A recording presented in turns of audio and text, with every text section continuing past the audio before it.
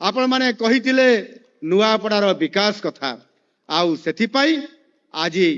1101 कोटी टंका बा 1101 कोटी टंकार भेटी नहीं आसी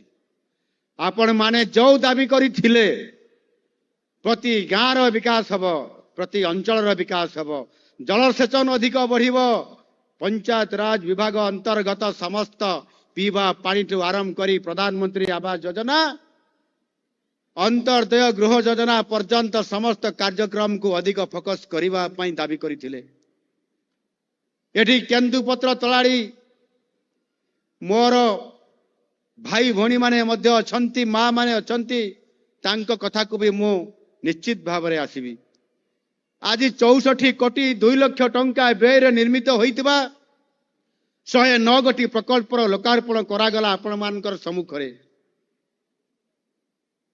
एवं एथि सहित 39 गोटी प्रकल्प शिलान्यास करागला जार अटकल हेउची 159 कोटी 67 लाख टंका। नुआपड़ा जिलार चाषी भाई भौणी मानकर बहुत दिन धरी जलसेचन प्रकल्प पाई दाबी होई आसुथिला